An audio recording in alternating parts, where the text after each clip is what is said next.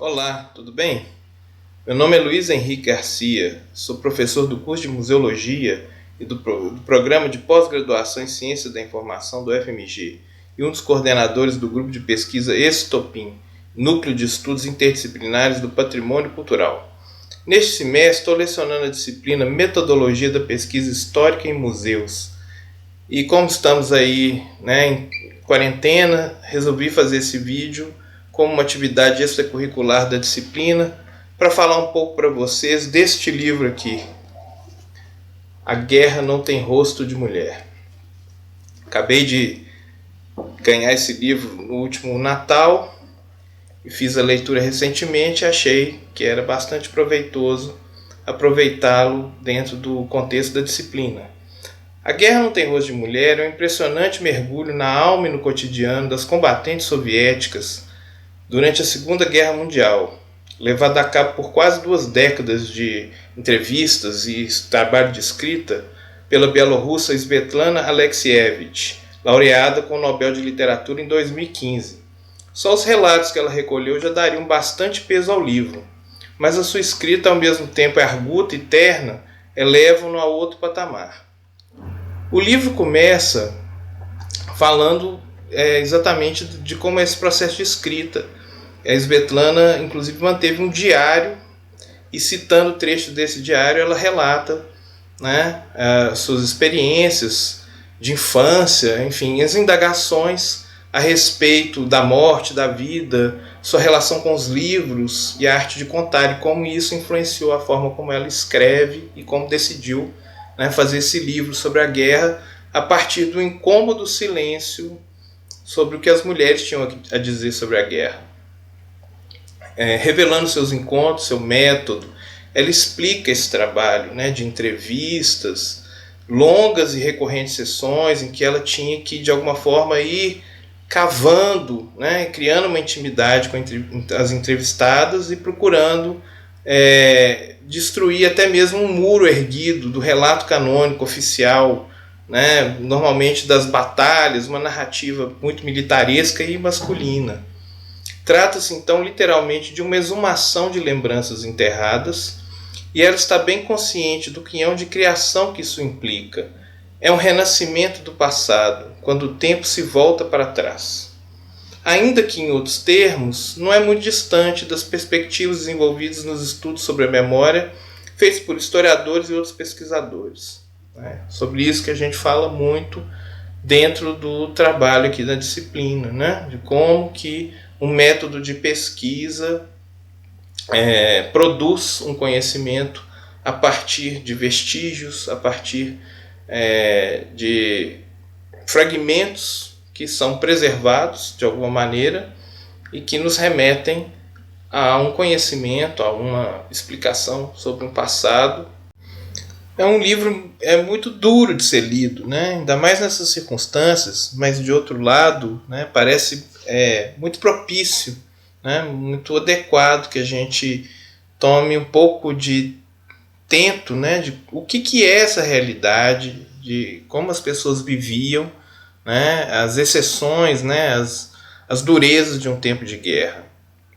Então é muito difícil atravessar a maioria dos trechos, é como se você estivesse arrastando literalmente por campos minados, ou correndo um descampado sob bombardeio. O medo que as mulheres que contam sua história, tem, por exemplo, de olhar para o céu, de um silêncio que muitas vezes era mais assustador do que o barulho, porque parecia anteceder algum bombardeio, algum ataque, alguma explosão. E ela entrevista todo tipo de mulher, com todo tipo de papel, desde as que foram realmente à linha de frente, como atiradoras, como soldados mesmo, tanquistas, dentro dos tanques e tal, as enfermeiras, as médicas, até mesmo as moças que trabalhavam, por exemplo, na parte de logística, de alimentação, de informação, comunicação, telefonistas. Então isso dá um panorama muito vasto, são muitas entrevistas, mais de 200 pessoas que ela entrevistou, E isso dá um panorama muito vasto dessa experiência, em muitos ângulos, né? Então, um trecho aqui, por exemplo, que eu separei, né, que é muito interessante, que é entrevistada, de uma certa forma, ela desafia a própria Svetlana, né? Eu conheço vocês, esses truquezinhos de jornalista, né? O mais terrível na guerra para mim, ela fala, era usar cueca. Você está na guerra, você está se preparando para morrer pela pátria, e, né, por tudo aquilo, pelos valores, e está de cueca. Usei cueca por 4 anos. Perto da primeira aldeia polonesa, nos mandaram trocar de roupa. Né? Então, quando as tropas soviéticas começaram a avançar sobre as posições alemãs, né? Mais para frente na guerra. E aí, pela primeira vez, mandaram calcinhas e sutiãs. Né? Então, ela contando, né, as moças todas eram muito jovens, a grande maioria eram moças bem jovens, 16 anos, às vezes até menos, né? Ficaram super felizes, né? Porque tinham a roupa de baixo feminina. E aí ela vai falando isso e a autora teve uma reação que ela não estava esperando, né? Então a autora fica chocada, fica espantada com esse relato, né? Então ela vira, né, para uma espécie, quase que um jogo de espelho, né, que a entrevistada ocupa o lugar da entrevistadora, ela vira e fala assim, mas por que você não está rindo? Está chorando, mas por quê? Né? Então, tipo assim, isso é engraçado, deveria ser engraçado. Né? Você está emocionada porque eu estou falando em calcinha e sutiã? Enfim, então o livro tem esse ângulo muito interessante também de colocar essas pessoas, né, que estão dando seus depoimentos, mas a autora revela o tempo inteiro esse jogo em que ela mesma é afetada diretamente pelos relatos, por esse convívio, né, às vezes em rodas que ela organiza, né, encontros, outras vezes são as próprias ex-combatentes que ficam empolgadas, né? Muitas não querem dizer nada, muitas relutam muito, né? E outras já, né, sentem talvez essa oportunidade, né, de falar de algo que tipicamente foi esquecido, foi jogado para debaixo dos panos, porque você fabrica uma narrativa consagradora, né? Então a União Soviética ganhou, derrotou o nazismo, então todo mundo é herói, elas todas são cheias de medalhas, né? Mas fica muito claro que para a grande maioria essas medalhas não têm assim essa importância toda, né?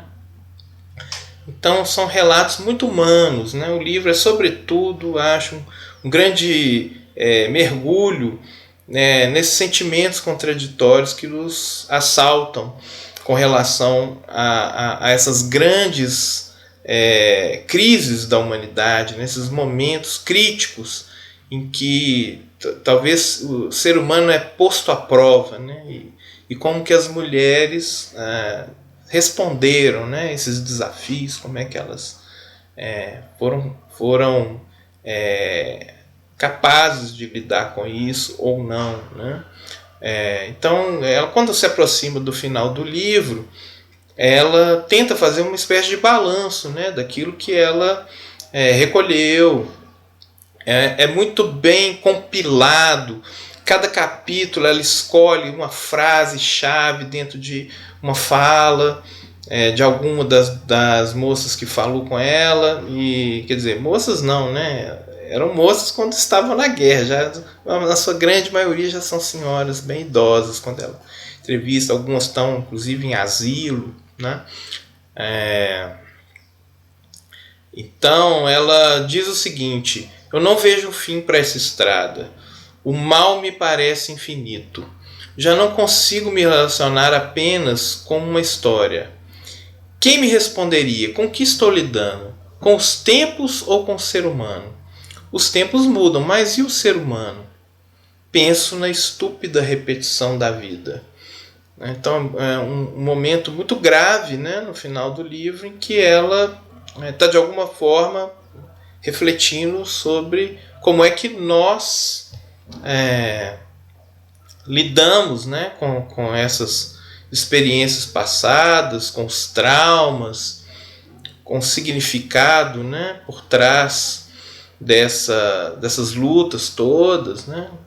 Será que muda alguma coisa mesmo, né? Então ela fica se colocando, na verdade, como deve se colocar todo pesquisador sempre, né? É muita dúvida, muito questionamento em relação àquilo que ele consegue aprender ao longo do seu trajeto, né? Então, no último capítulo, ao contrário do que ela faz no livro praticamente todo, que é entrelaçar vários relatos que coincidem, né, em algum ponto, ou que dialogam pelo menos, né, ela escolhe uma única pessoa, né, que é uma enfermeira, Tamara Umniagna, e ela faz um longo trecho sem cortes dessa entrevista, ela transcreve a entrevista, e que é realmente cortar a alma de tantas formas que eu nem conseguiria dizer aqui para vocês, só lendo mesmo, né? E o último trecho assim, nos deixa realmente diante do dilema, do grande dilema dela, na batalha de campo em Stalingrado, quando ela identifica 2 feridos e se aproxima, né, se arrastando para poder puxar esses feridos, e ela descobre que um dos 2 era um alemão.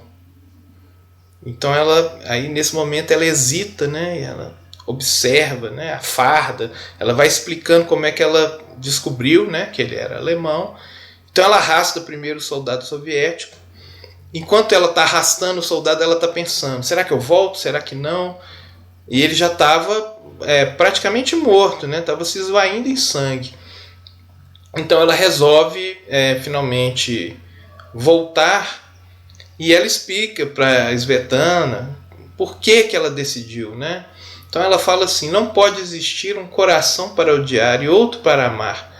O ser humano só tem um, e eu sempre pensava em como salvar o meu coração.